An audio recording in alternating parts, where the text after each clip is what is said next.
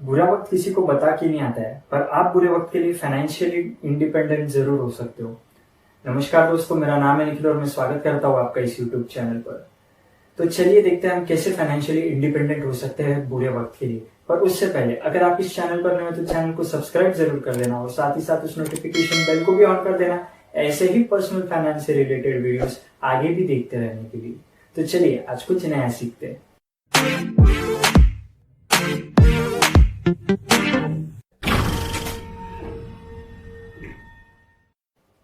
We should always hope for the best but prepare for the worst.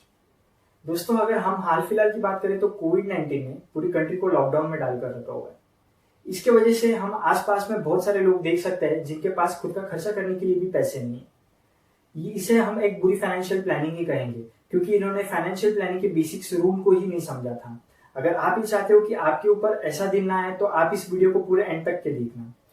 Financial planning के 4 step होते हैं, जिसका base होता है इमरजेंसी फंड क्रिएट करना। उसके बाद का स्टेप होता है इंश्योरेंस के लिए, उसके बाद होता है शॉर्ट टर्म फाइनेंशियल गोल और उसके बाद होता है लॉन्ग टर्म फाइनेंशियल गोल।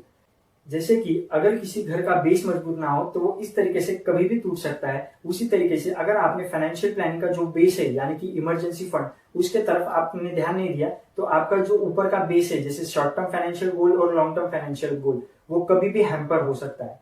तो चलिए देखते हैं क्या है ये फंड। दोस्तों, इमरजेंसी फंड ये मिनिमम 6 मंथ के एक्सपेंस के बराबर होना चाहिए।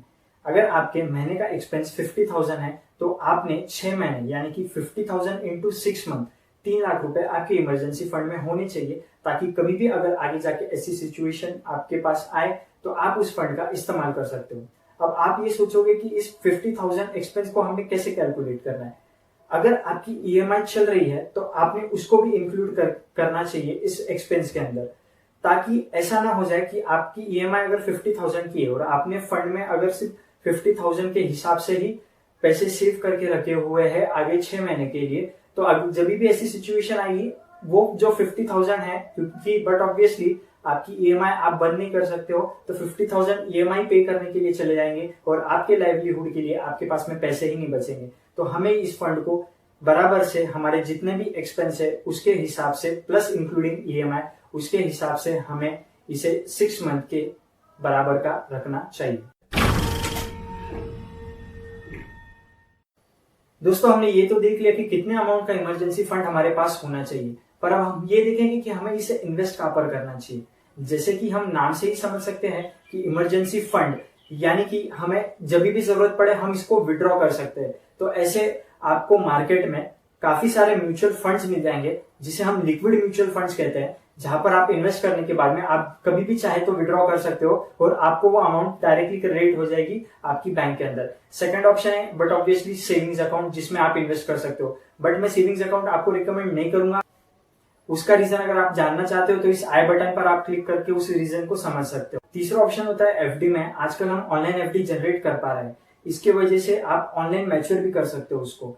काफी ज्यादा अच्छे रेट्स मिलते हैं एफडी के अंदर हाल फिलहाल में, क्योंकि आरबीआई ने अपना रेपो रेट कम किया है। अगर आप मुझसे पूछो तो पेटीएम बैंक जो है आपको 7% इंटरेस्ट रेट देती है एफडी के ऊपर से, तो आप वहां पर इन्वेस्ट कर सकते हो। उसको आप जब भी विड्रॉ करते हो तो आपके तुरंत 1-2 घंटे बाद आपके अकाउंट में पैसे क्रेडिट हो जाते हैं। इसकी वजह से आपकी इमरजेंसी के टाइम में आप उसे यूज कर सकते हो। दोस्तों, उम्मीद करता हूँ आपको ये तो समझ आ गया होगा कि हमने क्यों इमरजेंसी फंड बनाना चाहिए, जो कि बेस ऑफ फाइनेंशियल प्लानिंग है। और अगर वो नहीं रहेगा तो हमारा क्या हाल हो सकता है, ये तो हम आसपास में हाल फिलहाल में देख ही रहे कोविड के वजह से। तो मैं ये जरूर आपको रिकमेंड करूंगा कि आप इसके ऊपर जरूर सोचना और इमरजेंसी फंड बनाना। तो मिलते हैं अगली ऐसी वीडियो में जहां हम फाइनेंस की और नॉलेज को अनलॉक करने की कोशिश करेंगे। तब तक के लिए stay home and stay safe. Bye bye.